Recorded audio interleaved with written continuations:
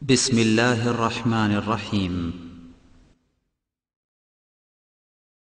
ومن أحسن قولا ممن دعا إلى الله وعمل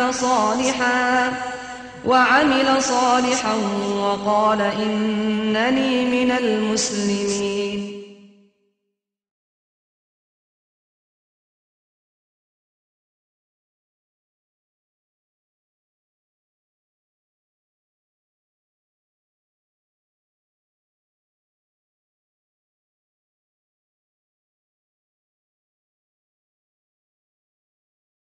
السلام عليكم ورحمة الله وبركاته.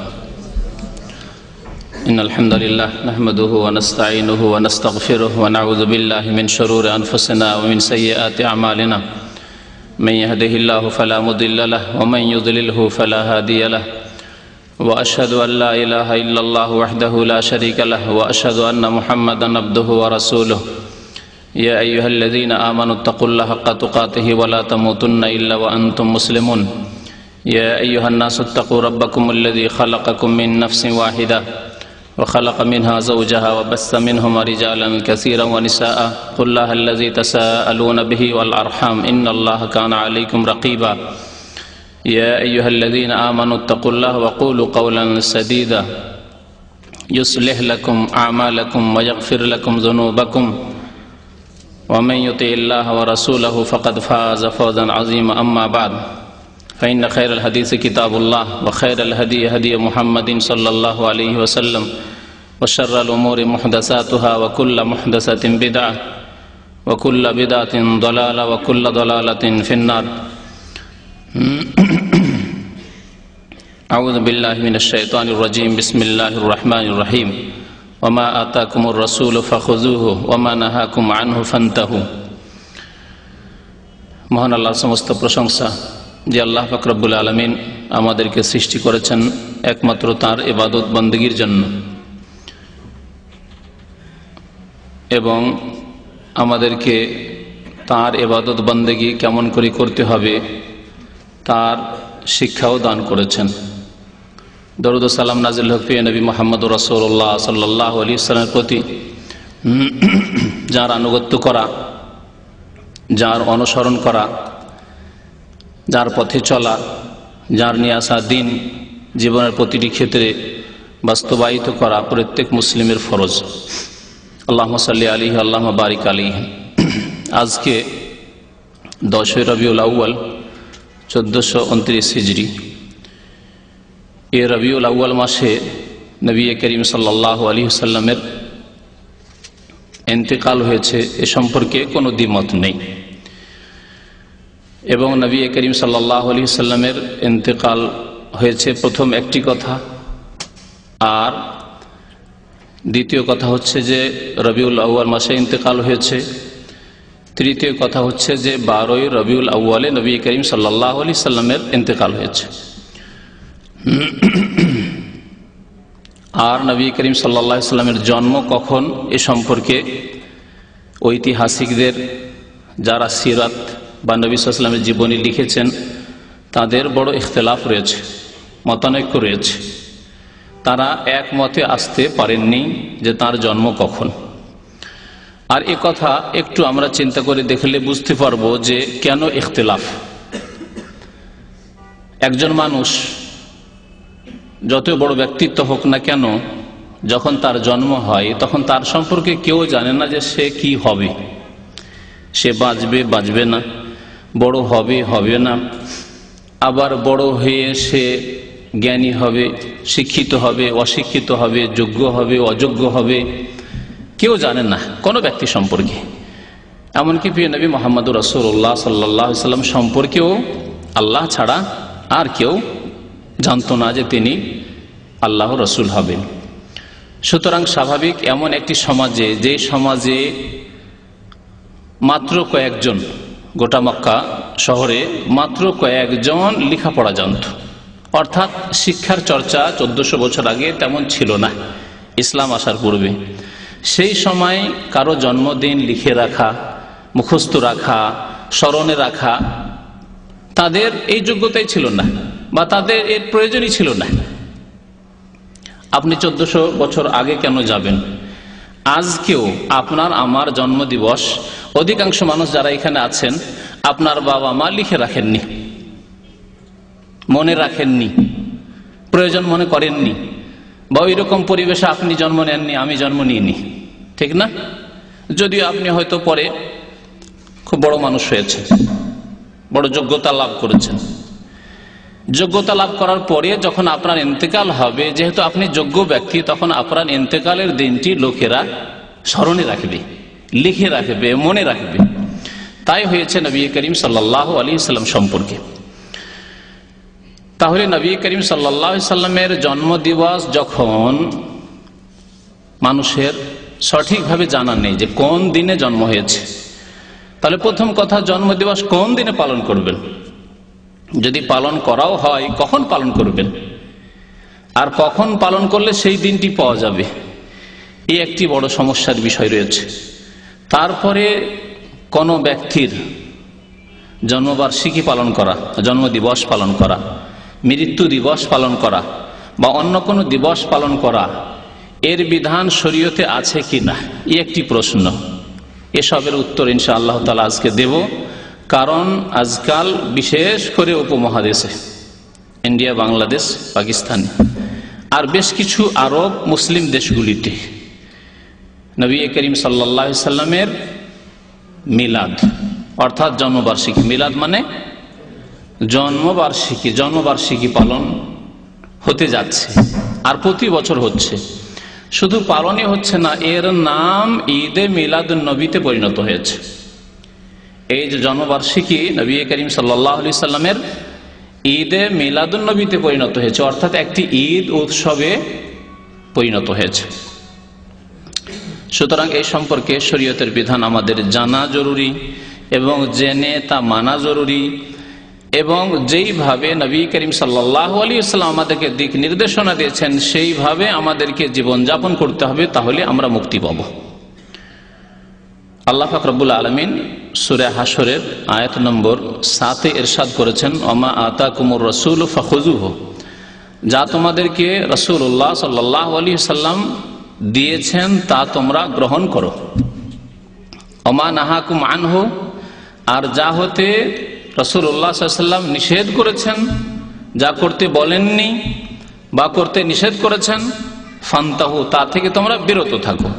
এ হচ্ছে আল্লাহ পাক রব্বুল আলামিনের মূল্যবান কথা কোরআনুল কারীমের, যেটি আমাদের দিক নির্দেশনা যে আমরা করব কি, দিন বলে, ইসলাম বলে, নেকির আশায়, আল্লাহ সন্তুষ্টির আশায়, নবী করিম সাল্লাল্লাহু আলাইহি সাল্লামের পথে চলার আশায় যা রাসূলুল্লাহ সাল্লাল্লাহু আলাইহি সাল্লাম দিয়েছেন তা আমরা নেব, করব, আর যা দেননি তা আমরা করব না। ইমাম ইবনে কাসির রাহমাতুল্লাহ আলাইহি এই আয়াতের তাফসীরে এইভাবে বলেছেন যে নবী করিম সাল্লাল্লাহু আলাইহি ওয়াসাল্লাম ইবাদতের ক্ষেত্রে, আল্লাহ পাক রব্বুল আলামিনের সন্তুষ্টির ক্ষেত্রে যা কিছু আমাদেরকে করণীয় দিয়েছেন, করার আদেশ দিয়েছেন, অথবা নবী করিম সাল্লাল্লাহু আলাইহি ওয়াসাল্লাম নিজে করেছেন, তা আমরা করব, আমাদেরকে করতে হবে।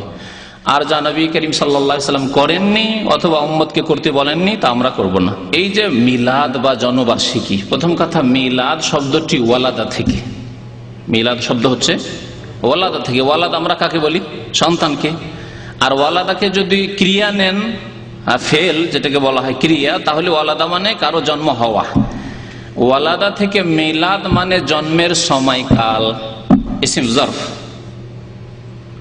জন্মের সময়কাল অথবা জন্মের স্থান, দুটোই কি বলা হয়। তো এখানে জন্মের সময়কাল বা জন্মদিন, জন্মদিবসকে নেওয়া হয়েছে মিলাদ।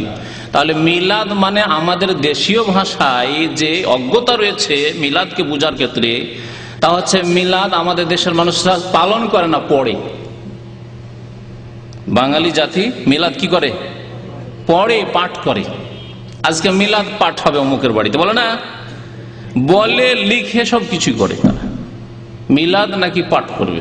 মিলাদ পাঠ করার বস্তু, পাঠ করার জিনিস না পালন করার জিনিস? যদি পালন করে, জন্মবার্ষিকী পড়া হয়, আপনার জন্মবার্ষিকী পড়ার জিনিস, পালন করলে পালন করার জিনিস যদি পালন করেন তাহলে। কিন্তু পালন করবেন, তাতে নেকি পাবেন না গুনাহ হবে, তাতে মুক্তি পাবেন না জাহান্নামে যাবেন, এটা জানতে হবে আল্লাহ এবং তার রাসূল থেকে।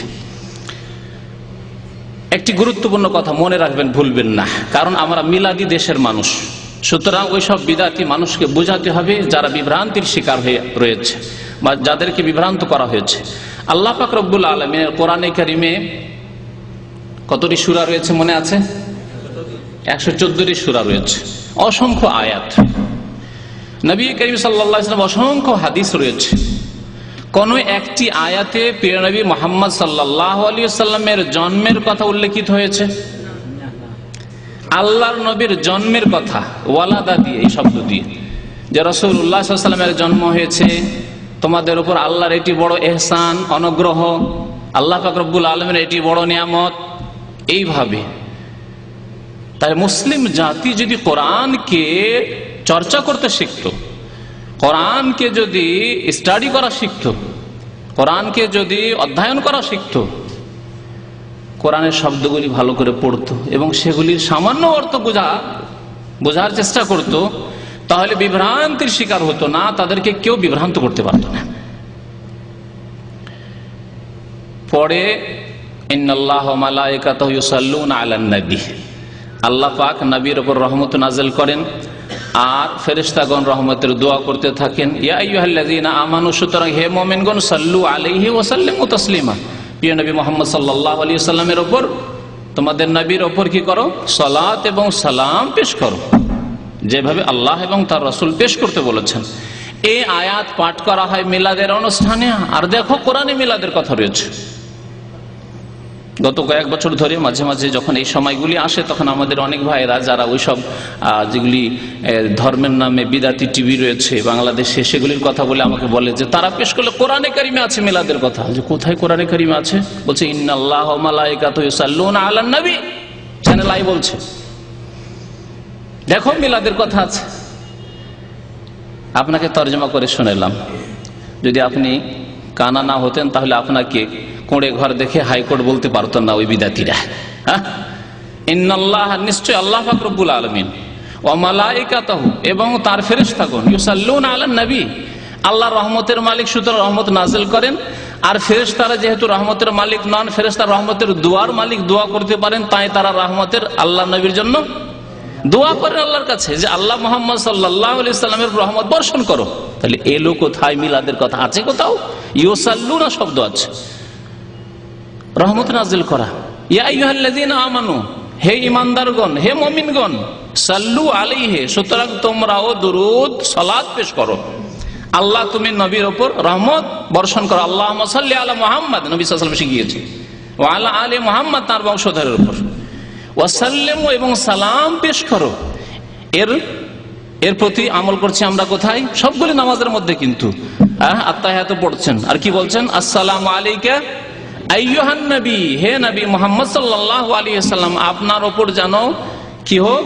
শান্তির ধারা বর্ষিত হোক, সালাম বর্ষিত হোক আল্লাহর পক্ষ থেকে। আপনার জন্য আমরা শান্তি কামনা করি। ওয়া রাহমাতুল্লাহ, আল্লাহর পক্ষ থেকে রহমত বর্ষিত হোক। ওয়া বারাকাতুহু, আল্লাহর পক্ষ থেকে বরকত বর্ষিত হোক আপনার উপর। সাল্লু আলাইহি ওয়া সাল্লিমু তাসলিমা আছে কোথাও মিলাদের কথা নবী করিম সাল্লাল্লাহু আলাইহি ওয়াসাল্লামের? কিন্তু মূর্খ সমাজকে কিভাবে গুমরাহ করা হচ্ছে, আর কিভাবে নিজেরাও গুমরাহ হচ্ছে আর অন্য অসংখ্য মানুষকে, জনসাধারণকে গুমরাহের দিকে ঠেলে দিচ্ছে, যার পরিণাম হচ্ছে জাহান্নাম। তো এই কথাটি ভুলবেন না যে কোরআনুল কারীমে আল্লাহ পাক রব্বুল আলামিন কোথাও নবী করিম সাল্লাল্লাহু আলাইহি ওয়াসাল্লামের জন্মের কথা বা জন্ম দিবসের কথা, জন্ম স্থানের কথা, জন্মের ঘটনা কোথাও আল্লাহ বর্ণনা করেননি। কোন একটি জন্ম সংক্রান্ত কোনো কথাই আল্লাহ পাক রব্বুল আলামিন বর্ণনা করেননি। আছে কোথাও কোরআন কারীমে? যদি থাকে, এখানে বেশ কিছু হাফেজরা আছেন, আমি ভালো করে জানি, তো স্মরণ করিয়ে দেন। আছে কোথাও? নবী করিম সাল্লাল্লাহু আলাইহি ওয়াসাল্লামের জন্মের কথা কোথাও নেই কোরআনুল কারীমে। তবে আছে কি নবী করিম সাল্লাল্লাহু আলাইহি ওয়াসাল্লাম সম্পর্কে কোন কথাটি আল্লাহ পাক রব্বুল আলামিন উল্লেখ করে বলেছেন যে আল্লাহর তোমাদের উপর বড় অনুগ্রহ রয়েছে, রহমত রয়েছে নবীকে? হ্যাঁ, নবীকে কি করার মাধ্যমে? পাঠানোর মাধ্যমে। বেসাতের কথা আল্লাহ উল্লেখ করেছেন আরবি ভাষায়, আর আরসালা রিসালাতের কথা উল্লেখ করেছেন। এই দুইটি কথা আল্লাহ পাক রব্বুল কোরআন কারীমে উল্লেখ করেছেন। আয়াত আমি পড়ে শোনাই আপনাদেরকে। হুয়াল্লাযী বা'আসা ফিল উম্মিয়িনা রাসূলা। আল্লাহ পাক রব্বুল আলামিন সূরা জুমা ইরশাদ করেছেন, হুয়াল্লাযী বা'আসা ফিল উম্মিয়িনা রাসূলা। আল্লাহ সেই সত্তার নাম, আল্লাহ সেই জাতে পাক যিনি নিরক্ষরদের মাঝে, আরব যারা পড়াশোনা জানতো না, লিখতে জানতো না, তাদের মাঝে, তাদের মধ্য থেকে কি করলেন, একজন রাসূলকে বাসা প্রেরণ করলেন। তাহলে বাসা মানে রাসূল পাঠানো, নবী সাল্লাল্লাহু আলাইহি ওয়াসাল্লামের নবুয়ত প্রাপ্তি। তাহলে আল্লাহ যে অনুগ্রহের কথা উল্লেখ করেছেন কোরআনুল কারীমে, তা হচ্ছে নবুয়ত প্রাপ্তি নবী করিম সাল্লাল্লাহু আলাইহি ওয়াসাল্লামের। তা কখন হয়েছে? 40 বছর বয়সে। কোন দিনে হয়েছে? হ্যাঁ, বলতে পারেন কোন দিনে? লাইলাতুল কাদারে। লাইলাতুল কাদারে আল্লাহ পাক রব্বুল আলামিন এই যে বড় অনুগ্রহ আমাদের উপর করেছেন, নবীকে প্রেরণ করে নবী হিসাবে, তার শুকরানা স্বরূপ আল্লাহ পাক রব্বুল আলামিন লাইলাতুল কাদার আমাদেরকে দান করেছেন। আর সেই লাইলাতুল কাদারের সারা রাতের ইবাদত বন্দেগী আল্লাহ পাক রব্বুল আলামিন শরীয়ত আমাদেরকে দিয়েছেন। এবং আল্লাহ পাক রব্বুল আলামিন এই শুকরানা ইবাদতের ফজিলত সম্পর্কে বলছেন, খায়রুম মিন আলফি শাহর, লাইলাতুল কাদরে খায়রুম মিন আলফি শাহর। এই লাইলাতুল কাদরে যদি ইবাদত বন্দেগী করো তো 1000 মাস অপেক্ষা উত্তম হবে তোমাদের জন্য। হুয়াল্লাযী বা'আসা ফিল উম্মিয়িনা রাসূলান ইয়াতলু আলাইহিম আয়াতিহি ওয়া ইউযাক্কিহিম ওয়া ইউআল্লিমুহুমুল কিতাবা ওয়াল হিকমাতা ওয়া ইন কানু মিন ক্বাবলু লাফি যালালিম মুবিন। আল্লাহ পাক অন্য আয়াতে বলছেন, লাকাদ মান্নাল্লাহু আলাল মুমিনিনা, আল্লাহ মুমিনদের উপর বড় ইহসান করেছেন, অনুগ্রহ করেছেন। ইয বা'আসা ফীহিম রাসূলাম মিন আনফুসিহিম, কারণ আল্লাহ পাক তাদের মধ্য থেকে একজন রাসূল প্রেরণ করলেন, পাঠালেন। তাহলে বা'আসা আল্লাহ বলেছেন এখানেও, ঠিক না? আল্লাহ পাক রব্বুল আলামিন তৃতীয় আয়াতে বলছেন, হুয়াল্লাযী আরসালা রাসূলাহু, আল্লাহ সেই সত্তার নাম যিনি রাসূলকে কি করেছেন, রিসালাত দিয়ে পাঠিয়েছেন। আরসালা বলেছেন, হয় বা'আসা বলেছেন আর না হয় আরসালা বলেছেন। আরসালা রাসূলাহু বিল হুদা, হিদায়াত নিয়ে। হিদায়াতের তাফসীর মুফাসসির গণ করেছেন যে হিদায়াত মানে হচ্ছে উপকারী ইলম, ইলম নিয়ে পাঠিয়েছেন। নবী সাল্লাল্লাহু আলাইহি ওয়াসাল্লামের সাথে ইলম ছিল এবং তার সাথে সাথে আমল নিয়ে পাঠিয়েছেন। ইলম মোতাবেক আমল করতে হবে। দ্বীনুল হক, সত্য দিন মানে হচ্ছে আমল। যদি আপনার কাছে ইলম থাকে আর আমল না থাকে, তাহলে আপনার কাছে দ্বীনে হক নাই, সত্য দিন নেই।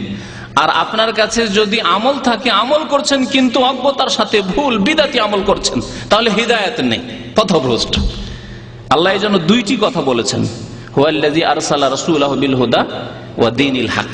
আল্লাহ ইলম সহ পাঠিয়েছেন, অজ্ঞতার সাথে না। ইকরা, পড়ো, পড়ে শুনে আমল করো। আল্লাহ হিদায়াতের সাথে পাঠিয়েছেন নবীকে, অর্থাৎ ইলম নিয়ে তার কাছ থেকে ইলম শেখো এবং তা আমলে পরিণত করো, কাজে পরিণত করো। ওয়া দীনিল হক, এবং সত্য দিনের উপর প্রতিষ্ঠিত থেকে আমল করো, কর্ম করো, কর্মহীন হয়ে নাই, বেনামাজি হয়ে না, ফাসিক হয়ে থাকিও না, আমল ছাড়া থাকিও না। জি, ফরজ ওয়াজিব সুন্নাত আদায় করো, তাহলে মুসলিম থাকবে। তো আল্লাহ পাক রব্বুল আলামিন নবীকে ইলম এবং আমল সহ পাঠিয়েছেন। এখানে আল্লাহ পাক রব্বুল আলামিন যে অনুগ্রহ এবং ইহসানের কথা উল্লেখ করেছেন, তা হচ্ছে রাসূল করে প্রেরণ করা। নবী করিম সাল্লাল্লাহু আলাইহি ওয়াসাল্লাম সম্পর্কে জন্মের কথা কোথাও আল্লাহ পাক রব্বুল আলামিন কোরআনে কারীমে উল্লেখ করেননি। হাদিস, সমস্ত হাদিস ঘেটে ফেলে দেন, একটি হাদিস শুধু পাবেন, একটি সহিহ হাদিস পাবেন, সহিহ মুসলিমে রয়েছে। আর তাতে কি দিক নির্দেশনা রয়েছে তা করুন। নবী করিম সাল্লাল্লাহু আলাইহি ওয়াসাল্লামকে একবার জিজ্ঞাসা করা হলো, সুইলা রাসূলুল্লাহ সাল্লাল্লাহু আলাইহি ওয়াসাল্লাম আন সিয়ামি ইয়াউমিল ইসনাইন। নবী করিম সাল্লাল্লাহু আলাইহি ওয়াসাল্লামকে সোমবারের সিয়াম সম্পর্কে, রোজা সম্পর্কে একবার জিজ্ঞাসা করা হলো। সাহাবারা জিজ্ঞাসা করলেন, নবী করিম সাল্লাল্লাহু আলাইহি ওয়াসাল্লাম এর দুটি উত্তর দিয়েছেন দুই সময়। একবার তো এই উত্তর দিয়েছেন যেটি বলছি, এই হাদিসে রয়েছে, বললেন যাকা ইয়াউমুন ওয়ালিদতু ফীহি, এই সোমবারের দিন এমন একদিন যেই দিনে আমার জন্ম হয়েছে। ওয়ালিদতু ফীহি, দেখলেন ওয়ালাদা। আর মাশাআল্লাহ প্রবাসী আরব দেশে থেকে আলহামদুলিল্লাহ আরবি বুঝছেন। তাহলে কোরআনুল কারীমে ওয়ালাদা শব্দ কোথাও নেই। যদি মিলাদ ইসলামে থাকতো তো কোরআনে কারীমের কমের পক্ষে একটি আয়াতে থাকতো এই মিলাদের কথা। নবী সাল্লাল্লাহু আলাইহি ওয়াসাল্লাম হাদিসে যে ওয়ালিদতু ফীহি আছে, সোমবারের দিনে আমার জন্ম হয়েছে। আল্লাহ নবী বললেন যে 12 রবিউল আউয়ালে আমার জন্ম হয়েছে। তাহলে সহিহ হাদিসে কোথাও পাবেন না আপনি যে 12 রবিউল আউয়ালে নবী করিম সাল্লাল্লাহু আলাইহি ওয়াসাল্লামের জন্ম হয়েছে, কোথাও পাবেন না সহিহ হাদিসে। এই জন্য দ্বিমত হয়েছে, কারণ সহিহ হাদিসে থাকলে উলামায়ে কেরাম, আইম্মায়ে কেরাম যারা সিরাত রচনা করেছেন, নবীর জীবনী লিখেছেন, তারা কখনো ইখতিলাফ করতেন না। তারা মুসলিম ছিলেন এবং তারা এইরকম সাধারণ মুসলিম ছিলেন না, তারা আলেম ছিলেন, তারা দিন সম্পর্কে জ্ঞানী ছিলেন, তারা উলামায়ে কিরাম ছিলেন। সুতরাং অবশ্যই তারা ইখতিলাফ করতেন না যদি তাদের কাছে স্পষ্ট নবী করিম সাল্লাল্লাহু আলাইহি সাল্লামের বাণী থাকতো যে আমি 12 রবিউল আউয়ালে জন্ম নিয়েছি। তো নবী করিম সাল্লাল্লাহু আলাইহি সাল্লামের সোমবারে জন্ম হয়েছে এই কথা যেহেতু নবী সাল্লাল্লাহু আলাইহি সাল্লাম স্বয়ং বলেছেন, সেজন্য এই ক্ষেত্রে কোনো ইখতিলাফ নেই, কোনো মতানৈক্য নেই যে আল্লাহর নবীর জন্ম সোমবারে আর ইন্তেকাল সোমবারে। নবী করিম সাল্লাল্লাহু আলাইহি সাল্লাম বলছেন যাকা ইয়াউমুন ওয়ালিদতু ফি, আমি এই দিনে সোমবারের দিনে জন্ম নিয়েছি, সুতরাং আমি এই দিনে রোজা রাখি, সিয়াম পালন করি। কিসের জন্য? আল্লাহর শুকরিয়া জ্ঞাপনের জন্য যে আল্লাহ পাক রব্বুল আলামিন আমাকে পৃথিবীতে এই দিনে সোমবারের দিনে পাঠিয়েছেন, মানুষ করে আল্লাহ জন্ম দিয়েছেন, অন্য কিছু করে নয়। সুতরাং আল্লাহর শুকরিয়া জ্ঞাপন করি এই সিয়াম পালনের মাধ্যমে। তাহলে যদি কিছু করতে হয় আমাদেরকে, তাহলে বছরে একবার করবেন না মাসে একবার? হ্যাঁ, সপ্তাহে একবার। কারণ সোমবারে নবী করিম সাল্লাল্লাহু আলাইহি সাল্লাম এই নফল রোজা রাখতেন যা আমাদের জন্য সুন্নাত, যেহেতু নবী সাল্লাল্লাহু আলাইহি সাল্লাম রেখেছেন সুতরাং আমাদের জন্য সুন্নাত। আর না রাখলে যেহেতু গুনাহ নাই সেই জন্য নফল বলতে পারি। নবী সাল্লাল্লাহু আলাইহি ওয়াসাল্লাম নফল হিসেবে রোজা রাখতেন, যেহেতু নবী সাল্লাল্লাহু আলাইহি ওয়াসাল্লাম রেখেছেন সেই জন্য সোমবারে রোজা রাখা সুন্নাত। তাহলে নবী করিম সাল্লাল্লাহু আলাইহি ওয়াসাল্লামের জন্মবার্ষিকীতে যদি খুশি প্রকাশ করতে হয়, যেই দাবি করে থাকি এবং যেই সংশয় তুলে বিভ্রান্ত করে এক শ্রেণীর লোকদেরকে বিদআতপন্থীরা এবং বিদআতপন্থীদের প্রচার মাধ্যমগুলি, তাদেরকে বলবো যে বছরে একবার নয়, মাসে একবার নয়, বরং প্রত্যেক সপ্তাহে একবার করে আপনি আল্লাহর শুকরিয়া আদায় করুন এবং যেই দিনে নবী করিম সাল্লাল্লাহু আলাইহি সাল্লামের মোবারক জন্ম হয়েছে সেই দিনে সোমবারের দিনে আপনি আল্লাহর শুকরিয়া জ্ঞাপন করুন। যেমন নবী করিম সাল্লাল্লাহু আলাইহি সাল্লাম কি করেছেন? আল্লাহর শুকরিয়া আদায় করেছেন। ওমা আতাকুমুর রাসূল, আবার ওই আয়াতের দিকে আসুন, ওমা আতাকুমুর রাসূল, যা তোমাদেরকে রাসূলুল্লাহ সাল্লাল্লাহু আলাইহি ওয়াসাল্লাম দিয়েছেন ফাখুযুহু, তা নিয়ে নাও। সোমবারে রোজা দিয়েছেন, সোমবার রোজা তোমরা নিয়ে নাও। ওমা নাহাকুম আনহু, আর তোমাদেরকে যা নিষেধ করেছেন, বাড়াবাড়ি করতে নিষেধ করেছেন, অতিরিক্ত করতে নিষেধ করেছেন, যা করতে বলেননি তা নেকির আশায় করতে নিষেধ করেছেন, বিদআত নতুন কাজ করতে নিষেধ করেছেন, নতুন কথা বলতে নিষেধ করেছেন, আল্লাহ এবং রাসূলের সামনে বাড়তে আল্লাহ স্বয়ং নিষেধ করেছেন। ইয়া আইয়ুহাল্লাযীনা আমানু লা তুকদ্দিমু বাইনা ইয়াদাইল্লাহি ওয়া রাসূলিহি। আল্লাহ পাক রব্বুল আলামিন সূরা হুজুরাতের প্রথম আয়াত ইরশাদ করেছেন, হে মুমিনগণ, তোমরা আল্লাহ এবং রাসূলের আগে বাড়িও না। আল্লাহ বললেন না, রাসূলও বললেন না। আল্লাহর কথার আগে বেড়ে গেলে, রাসূলের কথার আগে বেড়ে গেলে, রাসূলের আদর্শ সুন্নতের আগে বেড়ে গেলে, লা তুকদ্দিমু বাইনা ইয়াদাইল্লাহি ওয়া রাসূলিহি ওয়াত্তাকুল্লাহ, আল্লাহকে ভয় করো, সাবধান, আল্লাহকে ভয় করো। শোনা একটি হাদিস এই মর্মে নবী করিম সাল্লাল্লাহু আলাইহি সাল্লামের, আবু দাউদে রয়েছে হাদিসটি, ইরবাদ ইবনে সারিয়া রাদিয়াল্লাহু তাআলা আনহু হাদিসটি বর্ণনা করেছেন। নবী করিম সাল্লাল্লাহু আলাইহি সাল্লাম একদিন বক্তব্য করলেন, খুতবা দিলেন। খাতাবানা রাসূলুল্লাহ সাল্লাল্লাহু আলাইহি ওয়াসাল্লাম, বা হাদিসে রয়েছে ওয়াআযানা রাসূলুল্লাহ সাল্লাল্লাহু আলাইহি ওয়াসাল্লাম মাউইযাতান বালিগা। প্রিয় নবী সাল্লাল্লাহু আলাইহি ওয়াসাল্লাম আমাদের মাঝে একটি ওয়াজ করলেন, বক্তব্য করলেন যা অত্যন্ত ব্যাপক, অর্থপূর্ণ কথা। নবী করিম সাল্লাল্লাহু আলাইহি ওয়াসাল্লাম অল্প বলতেন, ঘন্টাকে ঘন্টা আমাদের দেশের মতো সারা রাত ব্যাপী জলসা হচ্ছে, ওয়াজ মাহফিল হচ্ছে, 2 দিন 3 দিন চলতেই আছে মাহফিল, এইরকম হইতো না। নবী করিম সাল্লাল্লাহু আলাইহি ওয়াসাল্লামের কথা অল্প বলতেন, কিন্তু সেই অল্প কথাই সাহাবায়ে কেরাম যেভাবে হিদায়াত পেয়েছেন, আজকে সারা রাত ব্যাপী জলসা ওয়াজ মাহফিল করিও না শিরক দূর হচ্ছে, না বিদআত দূর হচ্ছে, না নামাজের সংখ্যা বাড়ছে, না বেনামাজি তওবা করছে, না হারাম খাওয়া লোকেরা হারাম খাওয়া থেকে তওবা করছে, কোনো সংস্কার আর সংশোধন হচ্ছে না আমাদের মুসলিম সমাজের, আমাদের দেশের। বরকত কেন নেই? কারণ নবী করিম সাল্লাল্লাহু আলাইহি সাল্লামের সুন্নাত আদর্শ থেকে আমরা দূরে সরে গেছি। আল্লাহর কথা না বলে, রাসূলের কথা না বলে 2 ঘন্টা 3 ঘন্টার ওয়াজ হচ্ছে, বক্তব্য হচ্ছে, তাতে হয়তো 2টি 1টি আয়াত আছে, তবু আয়াতগুলি যেইভাবে আল্লাহ পাক রব্বুল আলামিন তাওহীদ সুন্নতের কথা যেভাবে বলেছেন সেইভাবে না পেশ করে একেবারে এমন ভাবে পেশ করলেন যেটি হয়তো অমুসলিমদের জন্য হয়তো ঠিক আছে, কিন্তু মুসলিমদের সংস্কার সংশোধনের জন্য বললেন না। বললেন শিরক বিদআত সম্পর্কে খুব বললেন। আর শিরক কারা করে? ওই হিন্দুরা শিরক করে, ইহুদি নাসারা খ্রিস্টান শিরক করে। আর মুসলিম সমাজে ঘরে ঘরে শিরক মওজুদ রয়েছে, কিতাবে কিতাবে শিরক মওজুদ রয়েছে, তরিকায় তরিকায় শিরক মওজুদ আছে। কিছুই আপনি শনাক্ত করলেন না, লোকেরা কিছুই বুঝতে পারলো না। ভাবলো যে আমরা তো পাক্কা মুসলমান, কারণ আমরা কালেমা লা ইলাহা ইল্লাল্লাহ মুহাম্মদ রাসূলুল্লাহ পড়া মুসলমান।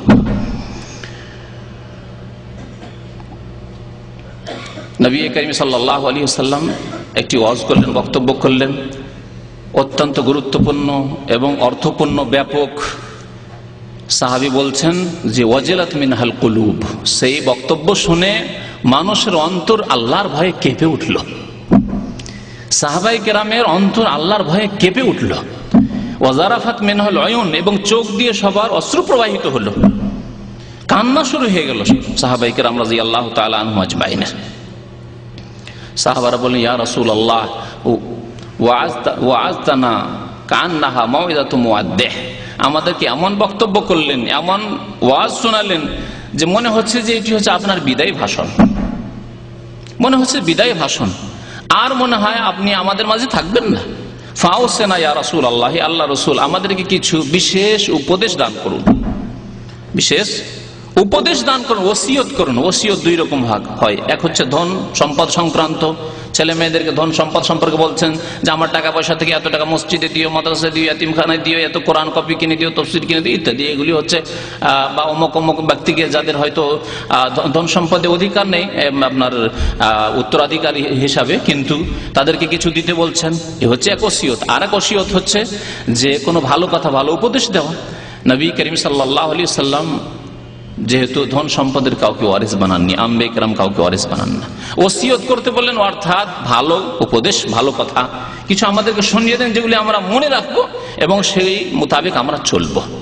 নবী করিম সাল্লাল্লাহু আলাইহি ওয়াসাল্লাম বললেন যে দেখো, তোমরা শুনবে এবং মানবে, আর তোমরা আল্লাহকে ভয় করবে। উসিকুম বিতাকওয়াল্লাহ, তোমাদেরকে উপদেশ দিচ্ছি আল্লাহর ভয়ের, আল্লাহর ভয়ের, আল্লাহকে ভয় করবে। কারণ যে ব্যক্তি আল্লাহকে ভয় করবে সে সব চিন্তা করে কদম বাড়াবে। তাকওয়া মানে বেঁচে চলা। যে ব্যক্তি রাস্তায়, উলামায়ে কেরাম তাকওয়ার উদাহরণ দিয়ে বলে, যে ব্যক্তি রাস্তায় চলে সে পাকে বাঁচিয়ে চলে। পাকে বাঁচিয়ে চলে না, পাকে বাঁচিয়ে চলে কাঁটা থেকে, ইট পাটকেল থেকে, কষ্টদায়ক বস্তু থেকে, সাপ বিচ্ছু থেকে, জি গর্ত থেকে পড়ে না যায় আমি, পা পিছলিয়ে না যায় ইত্যাদি চিন্তা করি। কষ্টদায়ক কোনো বস্তু তো নেই সামনে যাতে আমার ক্ষতি হতে পারে, এই সব চিন্তা করে চলে। ঠিক তেমনি যেই ব্যক্তি আল্লাহকে ভয় করে সেইভাবে চলে। উসিকুম বিতাকওয়াল্লাহ, তোমাদেরকে আল্লাহকে ভয় করার ওসিয়ত করছি। ওয়াসসামি, এবং শোনার কথা বলছি, শুনবে আল্লাহর কথা, শুনবে আল্লাহ রসুলের কথা, এবং শুনবে আল্লাহ এবং রসুলের কথার আলোকে যেসব ভালো কথা মানুষ বলবে, বড়রা বলবে, সেসব কথা শুনবে। বড়দের কথা শুনতে হবে, মাতা পিতার কথা শুনতে হবে, রাষ্ট্রীয় নেতার কথা শুনতে হবে, মুরব্বীর কথা শুনতে হবে, কিন্তু তাদের কথা আল্লাহ এবং রসুলের কথার আওতাতে হইতে হবে, তার বাইরে হলে চলবে না। এবং শোনার পরে কি করতে হবে? ইহুদি খ্রিস্টানদের মতো সামেনা ওয়া আসাইনা বললে হবে না। ইহুদিরা নবী করিম সাল্লাল্লাহু আলাইহি ওয়াসাল্লামের কথা শুনে বলতো, কোরআন কারীম আল্লাহ উল্লেখ করেছেন, তারা কি বলতো? সামেনা, আর কি বলতো? ওয়া আসাইনা, শুনলাম মুহাম্মদ তোমার কথা, কিন্তু ওয়া আসাইনা মানবো না, মানলাম না তোমার কথা, কি করবে তুমি? চ্যালেঞ্জ করে দিত, কারণ তখন তারা ক্ষমতায় ছিল প্রথম দিকে। সামেনা ওয়া আসাইনা, বনি ইসরাইলরা বলেছিল মুসা আলাইহিস সালামকে, হ্যাঁ সামেনা ওয়া আসাইনা, শুনলাম তোমার কথা, মানবো না। যখন বাছুর পূজা তারা শুরু করেছিল, মুসা আলাইহিস, প্রথম তো হারুন নিষেধ করলেন, মুসা আলাইহিস সালাম বললেন তোমাদের কথা শুনবো না, এটাই আমাদের মাবুদ। আল্লাহ বলেছেন সামেনা ওয়া আসাইনা, ওয়া কালু, তারা বলেছিল সামেনা ওয়া আসাইনা ওয়া উশরিবু ফি কুলুবিহিমুল ইজলা, তাদের অন্তরে বাছুরের পূজা, গো পূজা, হিন্দুদের এই পূজা, হিন্দুদের পূজা ওইখান থেকে এসছে, ওই ফিরআউনের যুগ থেকে, ওই জামানা থেকে এসছে, বনি ইসরাইল ওখান থেকে। আল্লাহ বলছেন বাছুরের পূজা তাদের অন্তরে একবারে স্থান নিয়ে নিয়েছে, ছাড়তে রাজি না। নবীকে তারা বলেছিল সামেনা, শুনলাম কিন্তু মানবো না, ইহুদিরা বলেছিল। এইরকম মুসলিম বলবে না, কি বলবে? ওয়াসসাম ওয়াত তাআত, শুনলাম আল্লাহর কথা, রাসূলের কথা, মেনে নিলাম। শুনলাম জানলাম, কোন মুসলিম আছে জানে না 5 ওয়াক্ত নামাজ ফরজ? মেনে নিলাম 5 ওয়াক্ত নামাজ পড়ব। ফজর নামাজ না পড়লে মুনাফিকের লক্ষণ, বরং এক নামাজ না পড়লে ইসলামে থাকবে না। শুনলাম আল্লাহর নবীর কথা, ওয়া আতানা, মেনে নিলাম, ওয়া আসাইনা বললাম না। মুমিন বলে ওয়া আতানা, শুনলাম এবং মেনে নিলাম। নবী সাল্লাল্লাহু আলাইহি ওয়াসাল্লাম 3টি উপদেশ দিলেন, যে আল্লাহকে ভয় করবে, আর কথা শুনবে আল্লাহ রাসূলের কথা, এবং আনুগত্য করবে, মানবে। তারপরে সতর্ক করলেন আরেকটি কথা হতে, তা কি? ফাইন্নাহু মাইয়াইশ বাদি মিনকুম, আমার পরে, আমার ইন্তেকালের পরে যারাই তোমাদের মধ্যে দীর্ঘক্ষণ দিন বেঁচে থাকবে, ফাসায়ারা ইখতিলাফান কাসীরা, দেখবে যে নানা ভাষা নানা মত, বহু দল তৈরি হয়ে গেছে, বহু মত তৈরি হয়ে গেছে। একজন বলছে এটা সুন্নত, একজন বলছে এটি ঠিক নয়, একজন বলছে করতেই হবে, আরেকজন বলছে করতে হবে না, আরেকজন বলছে দাঁড়িয়ে করতে হবে, আরেকজন বলছে বসে করতে হবে। ফাসায়ারা ইখতিলাফান কাসীরা, বহু ইখতিলাফ দেখবে, মতানৈক্য দেখবে। তাহলে এর সমাধান কি? মিলাদের সমাধান নবী করিম সাল্লাল্লাহু আলাইহি ওয়াসাল্লাম বলছেন। জন্মবার্ষিকী পালন করবেন না করবেন না, নবী করিম সাল্লাল্লাহু আলাইহি ওয়াসাল্লাম এর সমাধান বলছেন, ওসিয়তে উপদেশ দিচ্ছেন উম্মতকে, বিশেষ উপদেশ। সমাধান কি? ফালাইকুম বিসুন্নতি ওয়া সুন্নাতিল খুলাফায়ে রাশিদিন আল মাহদিয়িন মিন বাদি। যখন দেখবে ইখতিলাফ করছে, একদল বলছে মিলাদ করতে হবে, আবার যারা বলছে মিলাদ করতে হবে তাদের একদল বলছে যে না বসে বসে করতে হবে, আর একদল বলছে না দাঁড়িয়ে করতে হবে। নবীর মিলাদ আর বসে বসে করে বেয়াদবের মতো। আর একদল বলছে যে না দাঁড়াতে হবে, তার একটা কারণ আছে, রহস্য আছে। কি রহস্য? যে নবী তশরিফ নিয়ে আসেন একেবারে স্বয়ং। বাংলাদেশে লক্ষ লক্ষ জায়গায় মিলাদ হবে, আর রাত দিন হচ্ছে, শুধু 12 রবিউল আউয়ালে না। আমাদের দেশের মানুষ একটা ভালো করছে, যে যেহেতু 12 রবিউল আউয়াল সাব্যস্তই নয়, তাই না, জন্মবার্ষিকী, সেটা সারা বছর করছে। কেউ নতুন ঘর তৈরি করে উদ্বোধন করলেও করে, কেউ নতুন নতুন দোকানপাট উদ্বোধন করতে গিয়েও মিলাদ করে। হ্যাঁ, কারো ছেলে জন্মালেও মিলাদ করে, কারো ছেলে মেয়ে মরলেও, বাবা মরলেও মিলাদ করে, তাই না? বিবাহ শাদীতেও মিলাদ করে, শুক্রবারেও মিলাদ করে। এখানে 91 একটা কোম্পানি ছিল, হুসেন আলী কোম্পানি, জানেন অনেক, হুসেন আলী। ওখানে এক বিদাতি মোল্লা ছিল কয়েক বছর আগে, বেশ কয়েক 5-7 বছর আগে, আগের হুসেন আলী। তো শুনতে পেলাম যে ওখানে জুমার দিন শুধু মোনাজাতি হয় না, তারপরে উঠে একবারে আল্লাহুম্মা শুরু করে, মিলাদ করে। খবর আসলো, একদিন বক্তব্য গেলাম, বুঝিয়ে আসলাম, তারপরে শুনলাম যে ওটা ছুটেছে। তো যাই হোক, তারপরে তো কোম্পানিটাই গেল। তো কথা হচ্ছে যে মিলাদ আমাদের দেশে প্রত্যেক জুমাতে হয়, এমনিও যখন তখন হয়, কারণ এটা হচ্ছে ইনকাম সোর্স একটা অভাবীদের। আর হুজুররা অভাবী আমাদের দেশের, পীরেরা পয়সাওয়ালা, কিন্তু হুজুরের অভাবী, হাফেজ সাহেবের অভাবী, কারি সাহেবের অভাবী, যার ফলে এদের অভাব দূর করানোর জন্য প্রতিদিন প্রয়োজন মিলাদের। জি, শুধু বছরে একবার মিলাদ করে হবে কি করে? তো কি বলছিলাম মিলাদ সম্পর্কে? আসল হাদিসের দিকে ফিরে আসি। সমাধান, মিলাদ করবেন না করবেন না। নবী করিম সাল্লাল্লাহু আলাইহি ওয়াসাল্লাম বলেছেন, ফালাইকুম বিসুন্নতি, আমার সুন্নতকে তোমরা আঁকড়ে ধরবে। যখন দেখবে ইখতিলাফ, কেউ বলছে করতে হবে, কেউ বলছে করতে হবে না, যারা বলছে করতে হবে বসে, কেউ বলছে দাঁড়িয়ে, কেউ বলছে নবী তাশরিফ নিয়ে এসেছেন, কেউ বলছে না আসেন না, কেমন করে আসেন, দাঁড়াবো যেহেতু নবীর মিলাদ হচ্ছে কিন্তু তিনি আসেন না ইত্যাদি। তাদের মধ্যে আবার ইখতিলাফের শেষ নেই, মতানৈক্যের শেষ নেই যারা মিলাদ করছে। তাহলে এই ক্ষেত্রে সমস্যার সমাধানের জন্য কি করবে? নবী করিম সাল্লাল্লাহু আলাইহি ওয়াসাল্লাম বলছেন, ফালাইকুম বিসুন্নতি, সমাধান হচ্ছে আমার সুন্নতকে, আমার তরিকাকে, আমার আদর্শকে মজবুত করে ধারণ করা। কার? না অন্য কোন পীরের? আর কোন তরিকা আছে? সুন্নতি আমার। যদি অন্য কোন তরিকা ইসলামে থাকতো তাহলে বলা হতো যে কিছু হক্কানি তরিকা আছে, পরবর্তীকালে হবে, ও হক্কানি তরিকাগুলি ধরলে অসুবিধা নেই, চরমনাই শস্যিনা ধরলে অসুবিধা নেই, ও দেওয়ানবাগিতে যেও না, আটরসিতে যেও না, মাইজভান্ডারিতে যেও না, বাকি ফুরফুরা চরমনাই শস্যিনা অসুবিধা নেই। একথা বলে দিতেন নবী করিম সাল্লাল্লাহু আলাইহি ওয়াসাল্লাম। বলেছেন কি? বলেছেন আলাইকুম বেসুন্নতি, আমার সুন্নতকে আঁকড়ে ধরবে, ওয়া সুন্নাতিল খুলাফা আর রাশিদিন, এমন খলিফাগণের সুন্নতকে আঁকড়ে ধরবে। শুধু খলিফা বলেননি, কি বলেছেন? এমন খলিফা যারা রাশেদিন, হেদায়াত প্রাপ্ত। শুধু রাশেদিন বলেই ছেড়ে দেননি, নবী করিম সাল্লাল্লাহু আলাইহি ওয়াসাল্লাম বলছেন আল মাহদিইন, দ্বিগুণ করে, দুইবার করে তাদের সার্টিফিকেট দিচ্ছেন। রাশেদ মানে সোজা পথে চলা, আর মাহদি মানে হচ্ছে হেদায়াত প্রাপ্ত, যারা সঠিক পথের উপর অটল থাকবেন এবং যারা হেদায়াত প্রাপ্ত আল্লাহর পক্ষ থেকে। এদের থেকে বলা হয় খলিফায়ে রাশেদ বা খোলাফায়ে রাশেদিন। আবু বকর সিদ্দিক রাদিয়াল্লাহু আনহু, ওমর রাদিয়াল্লাহু আনহু, উসমান রাদিয়াল্লাহু আনহু, আলী রাদিয়াল্লাহু আনহু, তাদেরকে কি বলা হয়? খোলাফায়ে রাশেদিন। খলিফার জামা বহু বচন হচ্ছে খোলাফা, আর রাশেদের জামা হচ্ছে রাশেদিন। হ্যাঁ, খলিফায়ে রাশেদ আর খোলাফায়ে রাশেদিন, তাদেরকে খোলাফায়ে রাশেদিন এই জন্য বলা হয় যে তারা নবী সাল্লাল্লাহু আলাইহি ওয়াসাল্লামের সঠিক পথের ওপর অটল ছিলেন, আর তারা হিদায়াত প্রাপ্ত, যে সঠিক পথে রয়েছেন আল্লাহ পাক এর নিশ্চয়তা দান করেছেন।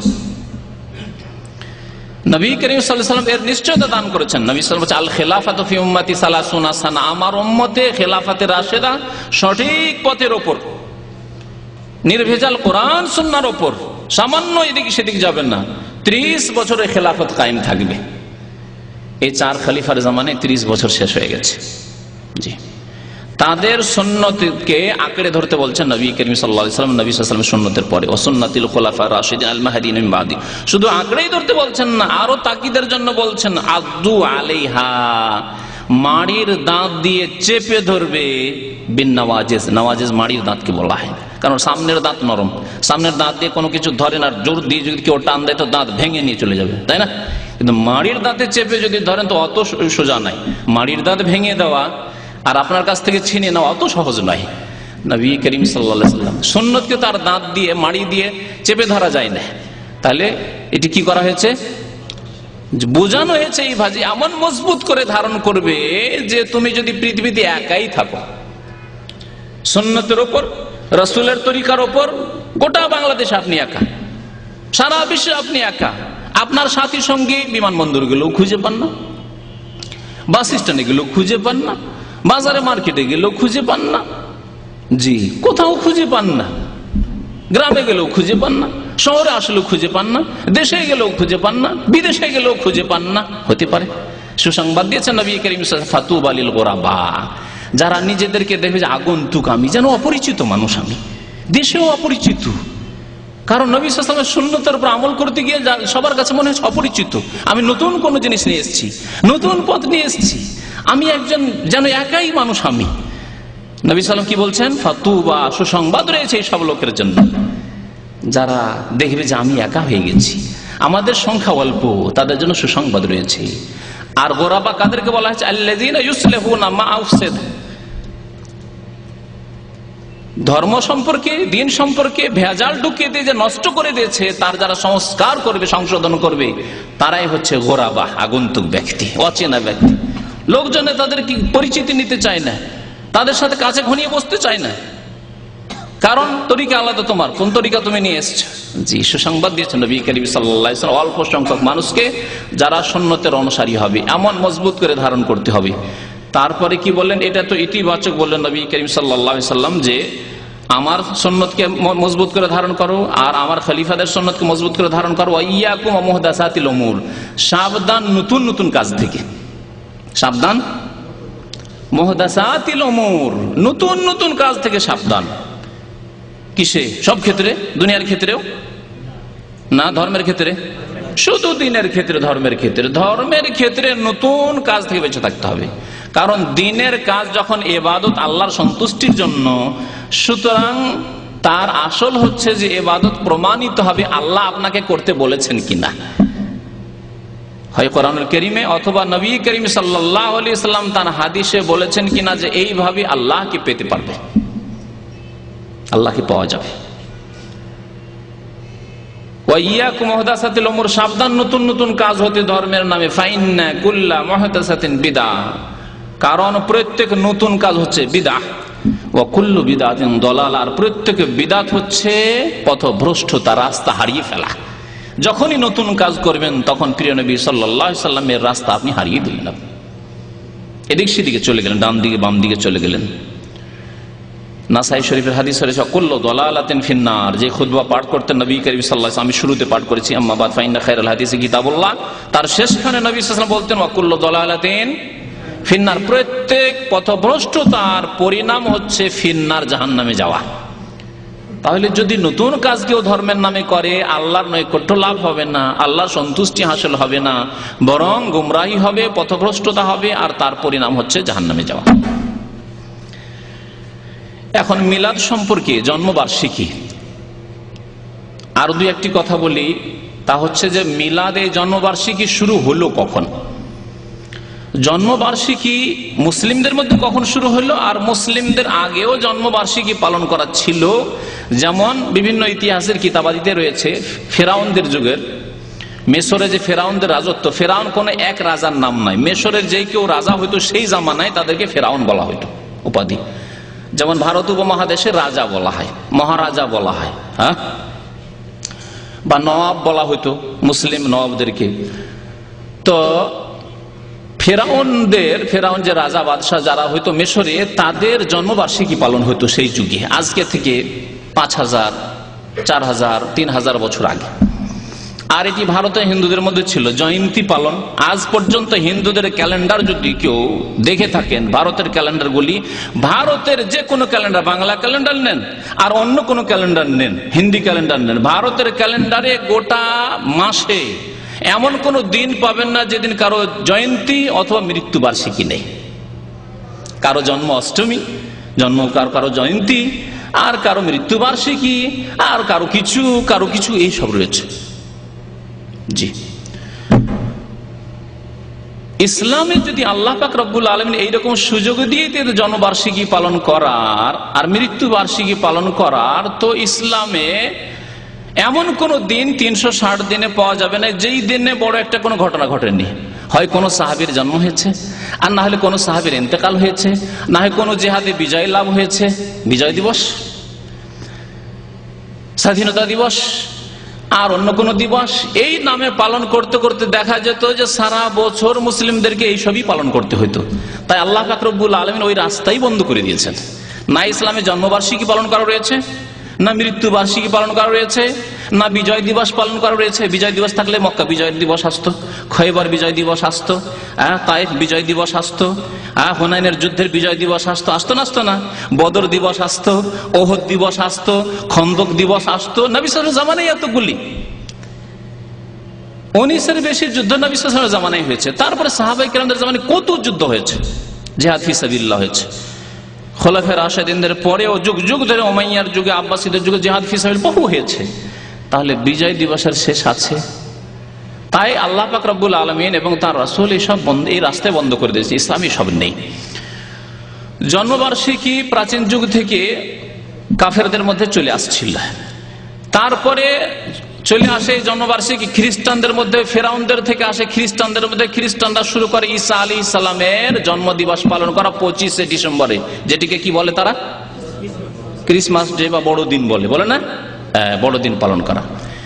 মিশরে খ্রিস্টান বাস করত, ইসলাম সেখানে পৌঁছে যাওয়ার পরে এবং ইসলামিক শাসন ব্যবস্থা হওয়ার পরে মিশরে খ্রিস্টানরা বাস করত। মুসলমানও ছিল, খ্রিস্টানরা পাশাপাশি শান্তির সাথে বসবাস করত।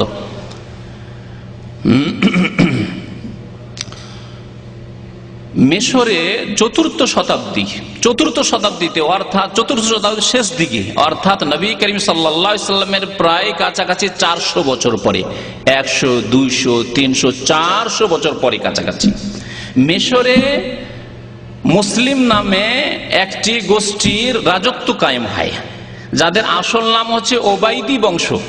নাম শুনে রাখুন, তাদের নাম হচ্ছে ওবাইদি বংশ। তাদের পূর্বপুরুষের নাম ছিল ওবাইদুল্লাহ বিন মামুন আল কাদ্দাহ,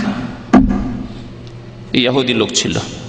এদের রাজত্ব কায়েম হয় মিশরে, আর তারা ছিল রাফেজি শিয়া।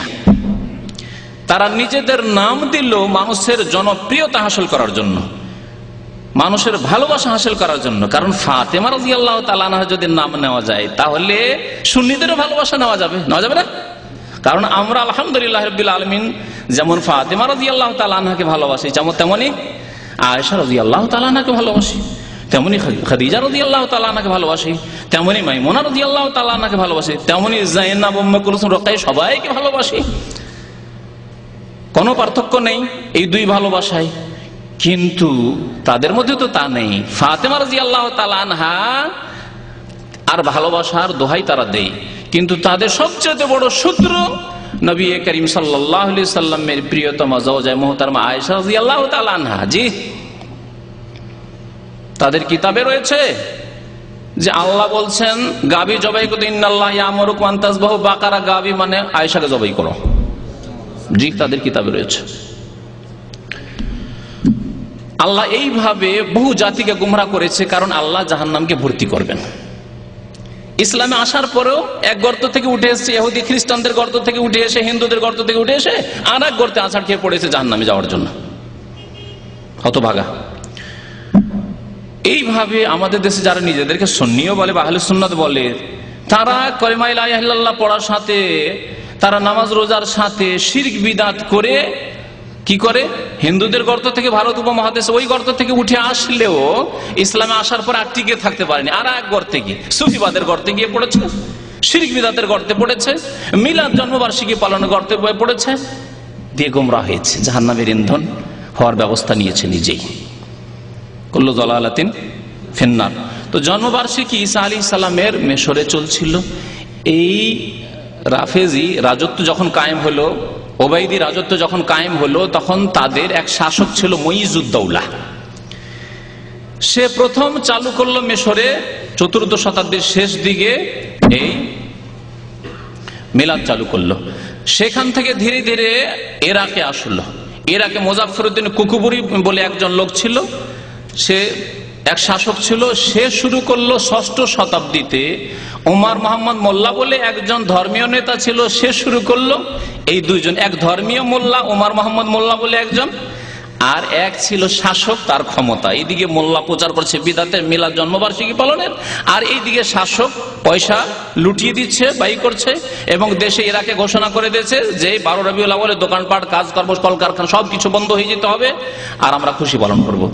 তো এইভাবে মিলাদ শুরু হলো সুন্নিদের মধ্যে ইরাকে।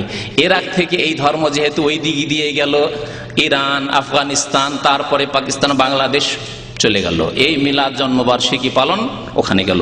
নবী করিম সাল্লাল্লাহু আলাইহি ওয়াসাল্লামের জন্মবার্ষিকী পালন দিয়ে শুরু হলো, আর তারপরে অনেকের জন্মবার্ষিকী পালন শুরু হলো। এই মিশরে যখন জন্মবার্ষিকী পালন করা শুরু হয় নবী করিম সাল্লাল্লাহু আলাইহি ওয়াসাল্লামের, তখন তার সাথে আরো কয়েকটি জন্মবার্ষিকী তারা পালন করা শুরু করেছিল। আলী রাদিয়াল্লাহু তাআলা, ফাতেমার, হাসানের, হোসেনের, নবী সাল্লাল্লাহু আলাইহি ওয়াসাল্লামের তো বললাম। এই 5-এ-55 বলে আমাদের দেশের কিতাব, বিদাতি কিতাব 5-এ-55 শুনেছেন না শোনেননি? হ্যাঁ, ওটা ওদের থেকে এসছে। 5-এ-55 5টি পবিত্র আত্মা, পবিত্র দেহ, আর কোন পবিত্র দেহ নাই। সাহাবায়ে আবু বকর গেলেন, উমর, ওসমান, আলী সব গেল, ওসব নেই। এই গুমরাহি এই শব্দের মধ্যে ঢুকা আছে। তান মানে দেহ। ফার্সি যারা পড়েছেন, মাদ্রাসায় পড়ে থাকলে, তান মানে হচ্ছে দেহ। তান মান ধন মানে, তান মানে দেহ দিয়ে, আর মান মানে মন দিয়ে, আর হ্যাঁ ধান মানে মানে ধ্যান দিয়ে। ধ্যান দা বলেন না, বুঝেন না? এই তান মান ধান দিয়ে শোনো, তার মানে মনোযোগ সহকারে শোনো। এটা হচ্ছে ফার্সির একটা কথা। তো তান মানে দেহ। তো 5-এ-55 5টি দেহ তাদের কাছে পবিত্র দেহ আর নেই। এই জন্য আমাদের দেশের ক্যালেন্ডারগুলোতে কি লেখা থাকে? আল্লাহ, মোহাম্মদ, তারপরে আলী, ফাতেমা, তারপর হাসান, হোসেন। জি, এই শিরকি কথা। এবং এগুলি তাদের কাছে যেহেতু এলাহ, মাবুদ, এগুলির ইবাদত বন্দি করে, সুতরাং ক্যালেন্ডারে থাকা, বাড়িতে থাকা মানে বরকত রয়েছে, মাবুদ, 5 মাবুদের নাম লেখা আছে। জি, এইসব কুফরি শিরকি আকীদা লুকিয়ে আছে এইসব ক্যালেন্ডারেও। তো আসল বিষয়ের দিকে ফিরে আসছি। এই জন্মবার্ষিকী, অন্যান্য জন্মবার্ষিকীর বিদআত তখন শুরু হলো। আজকাল শুরু হয়েছে ইউরোপ, আমেরিকা থেকে নিয়ে আসা জন্মবার্ষিকী। নবী সাল্লাল্লাহু আলাইহি ওয়াসাল্লামের জন্মবার্ষিকীর বিদআত তো ছিল, তার সাথে শুরু হলো ছেলের জন্মবার্ষিকী, মেয়ের জন্মবার্ষিকী, স্ত্রীর জন্মবার্ষিকী, নিজের জন্মবার্ষিকী, হ্যাঁ হ্যাঁ, তারপর বিবাহ দিবস, ভালোবাসা দিবস, সবগুলি বিদআত। কুল্লু মুহদাসাতিন বিদআত। আগে বলেছি ওয়াইয়াকুম মুহদাসাতিল উমুর, সাবধান নতুন নতুন কাজ থেকে। ফাইন্না কুল্লু মুহদাসাতিন বিদআত, প্রত্যেক নতুন কাজ বিদআত। আল্লাহর নবী সাল্লাল্লাহু আলাইহি ওয়াসাল্লাম জন্মবার্ষিকী যদি 600 বছর পরে শুরু হয় সুন্নিদের মধ্যে, আর রাফিজিদের মধ্যে যদি 400 বছর পরে শুরু হয়, তো সেটি ইসলাম কি? সেই ইসলামের কথা নবী সাল্লাল্লাহু আলাইহি ওয়াসাল্লাম বলেছেন। তাহলে দেখেন 400 বছরেও যদি যারা শুরু করেছে, তখন 4 ইমাম, ইমাম আবু হানিফা রহমতুল্লাহি আলাইহি, ইমাম শাফি রহমতুল্লাহ আলাইহি, ইমাম মালিক রহমতুল্লাহ আলাইহি, ইমাম আহমদ বিন হাম্বল রহমতুল্লাহ আলাইহি, সবার ইন্তেকাল হয়ে গেছে। তারপর ইমাম বুখারী, মুসলিম, আবু দাউদ, তিরমিজি, নাসাই, ইবনে মাজাহ, সমস্ত কুতুবে সিত্তা, যে সিহাসিত আমাদের বলে সিহাসিতার আইম্মায়ে কেরাম যারা মুহাদ্দিসিনে কেরাম, তাদেরও ইন্তেকাল হয়ে গেছে। তাহলে স্বর্ণযুগ, সাহাবায়ে কেরামের যুগ শেষ, তাবেঈনদের যুগ শেষ, তাবেঈনদের যুগ শেষ, তারপর আইম্মায়ে কেরাম মুহাদ্দিসিনদের যুগ শেষ। তাদের যুগে এই জন্মবার্ষিকী নবী সাল্লাল্লাহু আলাইহি ওয়াসাল্লামের মিলাদের স্বপ্নই তারা দেখেননি। তাহলে এর নাম সুন্নত না বিদআত? আর এর পরিণাম কি, জান্নাত না জাহান্নাম? কুল্লু মুহদাসাতিন বিদআহ, কুল্লু বিদআতিন দালালাহ, কুল্লু দালালাতিন ফিন্নার। কথা আর লম্বা করছি না, আশা করি বুঝার জন্য এতটুকুই যথেষ্ট। আল্লাহ যেন আমাদেরকে ভালো কথা বোঝার তৌফিক দান করেন এবং আল্লাহ এবং রসুলের কথার প্রতি আমল করার তৌফিক দান করেন। আমাদেরকে দুনিয়াতে দিনের ক্ষেত্রে, যেমন দুনিয়ার ক্ষেত্রে বাছাই করার আল্লাহ আমাদেরকে তৌফিক দিয়েছেন, যেমন দিনের ক্ষেত্রে, ধর্মের ক্ষেত্রে আল্লাহ বাছাই করার তৌফিক দান করেন। দুনিয়ার ক্ষেত্রে আমরা বাছাই করতে পারি, এই কাজটা করলে লাভ আছে, এই কাজটা করলে লাভ নাই, এই ব্যবসা করলে লাভ আছে, এই ব্যবসা করলে লাভ নেই। খুব বুঝতে পারছেন। আল্লাহ যেন আমাদেরকে ধর্মীয় ক্ষেত্রে আরো বেশি বাছাই করার তৌফিক দান করেন। আল্লাহ এবং রসুলের কথা অন্তর থেকে ভালোবাসার তৌফিক দান করেন এবং তার প্রতি আমল করার যেন তৌফিক দান করেন। নবী সাল্লাল্লাহু আলাইহি ওয়াসাল্লামের ভালোবাসা সবচাইতে বড় প্রমাণ হচ্ছে নবী সাল্লাল্লাহু আলাইহি ওয়াসাল্লামের তরিকায় চলা, নবী সাল্লাল্লাহু আলাইহি ওয়াসাল্লামের অনুসরণ করা। আল্লাহ বলছেন, ইন কুনতুম তুহিব্বুন আল্লাহ, তোমরা যদি আল্লাহকে ভালোবাসো, তাহলে এর প্রমাণ হচ্ছে কি? আল্লাহকে ভালোবাসার দাবি করো, তাহলে ফাত্তাবিউনি, হে মুসলিম, হে আমার উম্মত, ফাত্তাবিউনি, আমার অনুসরণ করো, তাহলে ইউহিব্বুকুমুল্লাহ, আল্লাহ তোমাদেরকে ভালোবাসবেন, ওয়া ইয়াগফির লাকুম যুনুবাকুম, আল্লাহ তোমাদের গুনাহ খাতা মাফ করে দেবেন। আর নবীর যদি অনুসরণ না করেন, নতুন নতুন কাজ করবেন, বলছেন নবীকে ভালোবাসি বলেই তো আমরা মিলাদ করছি।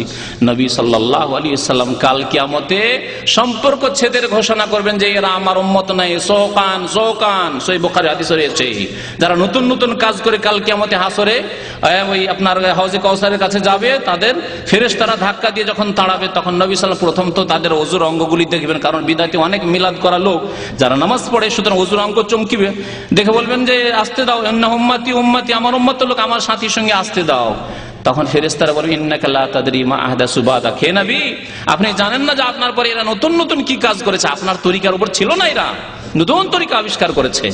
তখন নবী সাল্লাল্লাহু আলাইহি ওয়াসাল্লাম বলেন, সোকান সোকান, এরা দূরে হোক, দূরে হোক, দূর হয়ে যাক, দূর হয়ে যাক, বদদুয়া।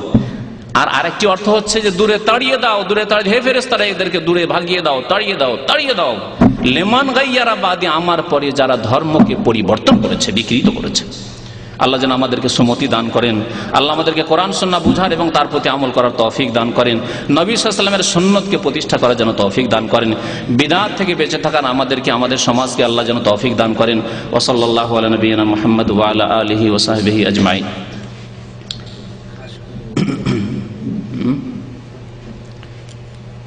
মিলাদ সম্পর্কে, জন্মবার্ষিকী সম্পর্কে যদি আলোচনা যেহেতু সংক্ষেপে হয়েছে, তো যদি কোনো প্রশ্ন থাকে বা কোনো দিক অস্পষ্ট থাকে তাহলে জিজ্ঞাসা করবেন। জি,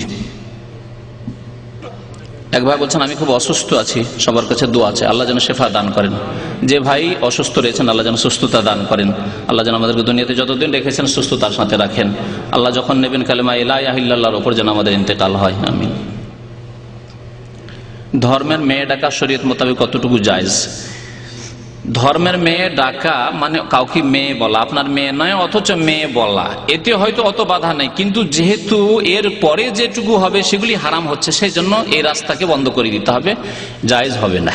কারণ আমাদের সমাজে যদি বলেন যে অসুবিধা নেই, কারো মেয়েকে যদি মেয়ে, আমরা ভাতিজিকে মেয়ে বলি না, ও তো আপনার মেয়ে না, আপনার ভাইয়ের মেয়ে। হ্যাঁ, তো মেয়ে যদি অন্য কোনো কাউকে বলা হয়, সেটা আপনার নিজের মেয়ে বলে বলছেন না, হয়তো আদর বা স্নেহের জন্য বলছেন, কিন্তু এইখান থেকে ফিতনার কারণ শুরু হচ্ছে। যখন মেয়ে সাব্যস্ত করলেন, তখন ওর সাথে নির্দ্বিধায় দেখা সাক্ষাৎ করা, নির্জনে গল্প করা, আপনাকে খাওয়াচ্ছে, আপনার খাতির তাওয়াজু করছে, এসব হচ্ছে না, হচ্ছে না? হয়তো তার সাথে তাকে নিয়ে সফরও করছেন আপনি, কারণ ধর্ম মেয়ে, সুতরাং নাজায়েজ কাজ সেখান থেকে শুরু হতে যাচ্ছে। সুতরাং ধর্ম মেয়ে কাউকে বানানো জায়েজ নাই। এমনকি কারো যদি ছেলে মেয়ে না থাকে আর অন্য কোনো মেয়েকে লালন পালনের জন্য নেই, যখন সাবালিকা হবে পর্দা করা ফরজ হবে। পর্দা করা ফরজ হবে, কারণ তার মেয়ে নয়। জি, অনেকে নিজের শালার মেয়ে, শালা সম্বন্ধীর মেয়ে নেই, নিজের ভাইয়ের মেয়ে হলে, আপন ভাইয়ের মেয়ে হলে তো ভাতিজি হলো, না হয় মাহারাম হলেন আপনি, কিন্তু শালার মেয়ে, আপনার শালার মেয়ে, সে আপনার বাড়িতে সাবালিকা অনেক আছে, আমি চিনি এখানে বেশ কিছু লোক আছে যারা নিজের বাড়িতে লালন পালন, সাবালিকা যেমনই হয়েছে তার জন্য পর্দা করা ফরজ। সুতরাং এই ধর্ম মেয়ে বানাবেন না। আমি একটি ঘটনা জানি, ধর্ম মেয়ে বানানোর পর ওকে নিয়ে গিয়ে কোর্ট ম্যারেজ করেছে। জি, সুতরাং এই শয়তানের রাস্তা, এগুলি শয়তানের চোরা রাস্তা, এখান দিয়ে শয়তান পাপকে মুসলিম সমাজের চোরা চালান দেয়।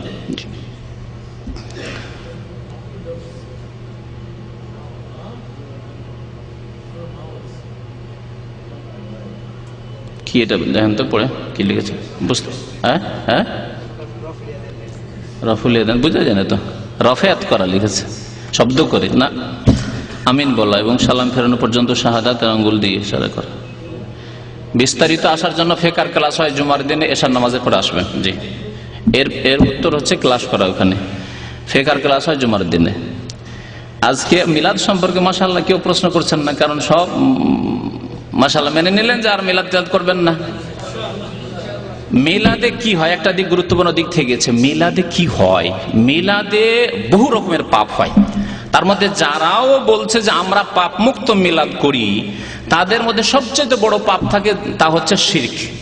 শিরকের পাপ প্রত্যেক মিলাদীদের মধ্যে রয়েছে, বসে করা হোক আর দাঁড়িয়ে করা হোক, আর যেই রকমই মিলাদ করা হোক, বাড়িতেই করা হোক আর মসজিদেই করা হোক, যেখানে করুক শিরক অবশ্যই থাকে। কারণ নবী সাল্লাল্লাহু আলাইহি ওয়াসাল্লাম সম্পর্কে অতিরঞ্জনমূলক কথাবার্তা বলে, এমন এমন কবিতা পড়ে বাংলায় হোক বা উর্দুতে আর ফার্সিতে পড়লে তো অর্থই বুঝে না। একটি কবিতায় উর্দুতে, বাঙালি সমাজে উর্দু কবিতা আজকাল বক্তারা খুব বেশি বলেন আজকাল কি আগে থেকে চলে আসছে ফার্সি আর উর্দু কবিতা। আর আমাদের দেশে বড় ওয়াইজ হুজুরি হইতে পারবে না বক্তা যদি ফার্সি কবিতা দুই চারটা না বলে, মুঝে কুছ মিলে আর না মিলে নিজেই বুঝে না। বুঝতে পারছেন? একটা কবিতায় বলছে, আরে এই নাদানো ওহা মিলতা হে বেমাঙ্গে, অধিকাংশ মানুষ বুঝেননি, কিন্তু বড় শিরক। বলছে হে মূর্খ যারা বলছো নবীর কাছে চাওয়া যাবে না, নাদান মানে অশিক্ষিত মূর্খ জাহেল, ওহা মিলতা হে বেমাঙ্গে, না চাইলেও নবীর দরবারে পাওয়া যায়। জি, তো মিলাদি এগুলি পড়া হয়, ইয়া রাসূলুল্লাহ করম ফরমা রহম ফরমা, কি হলো শিরক নয়? তারপরে বালাগাল ওলা বে কামালেহি তো জানাই আছে, বড় বড় বক্তারা পড়ে বালাগাল ওলা বে কামালেহি, অর্থই বুঝলো না। অর্থ আমি এর আগে একবার বুঝিয়েছি। নবী সাল্লাল্লাহু আলাইহি ওয়াসাল্লাম উচ্চ শিখরে পৌঁছলেন তার যোগ্যতা দিয়ে। কথা ঠিক না ভুল? স্কুল কলেজ ইউনিভার্সিটির লোককেও যদি তর্জমা করে বুঝিয়ে দিয়ে আর জিজ্ঞাসা করি, তার সঠিক বিবেক দিয়ে উত্তর দিবেন যে এটি ঠিক নাই। কারণ আল্লাহর নবী যদি নিজের যোগ্যতা দিয়ে এত উঁচু জায়গায় পৌঁছে, তা 40 বছর পরে কেন 25-30 বছরে পৌঁছে যাবেন। আর আমাদের মতো অযোগ্য লোকগুলিকে যদি আলেম হইতে 20-25 বছর বয়সে ফারেক হওয়ার পরে আলেম হয়ে চলে এসেছি, এখন 40-এ পৌঁছিলাম এতদিনে, তো তাহলে নবী সাল্লাল্লাহু আলাইহি ওয়াসাল্লাম 40 বছর বয়সে কেন যোগ্যতায় পৌঁছিবেন? হ্যাঁ, 25 বছরে যোগ্য হয়ে যেতেন তিনি, নিজের কামাল লিহি মানে নিজের কামাল দিয়ে, নিজের যোগ্যতা দিয়ে। আল্লাহ নবী নিজের যোগ্যতা দিয়ে নবী হয়েছেন না এটি আল্লাহর মনোনয়ন বাছাই। আল্লাহ বলছেন আল্লাহ ইয়ালামু হাইসু ইয়াজআলু রিসালাতাহ, কোরআনুল কারীমের আয়াত। আল্লাহই ভালো জানেন যে কাকে রাসূল বানাবেন, আল্লাহ বানিয়েছেন। সূরা দুহা তো মুখস্থ আছে অনেকের, সূরা আলাম নাশরাহ। আল্লাহ বলছেন ওয়াজাদাকা দাল্লান ফাহাদা ওয়াজাদাকা আইলান ফাআগনা, আল্লাহ করলেন, সব করলেন আল্লাহ। আর কবিতায় হুজুররা বক্তারা পড়ছে বালাগাল ওলা বে কামালেহি, নিজের যোগ্যতা দিয়ে উচ্চ শিখরে পৌঁছে গেলেন। কোথায়? আল্লাহ পৌঁছালেন তাকে। সারা জীবন ধরে আবু বকর সিদ্দিক রাদিয়াল্লাহু তাআলা যদি সিজদায় পড়ে থাকতেন, ইমাম আবু হানিফা, শাফি, মালিক, আহমদ সব সময় যদি সিজদায় পড়ে থাকতেন, তবু নবী করিম সাল্লাল্লাহু আলাইহি ওয়াসাল্লামের এতটুকু হইতেন, পায়ের এখানে পৌঁছিতেন, হাঁটু পর্যন্ত না। ই আল্লাহর বাছাই।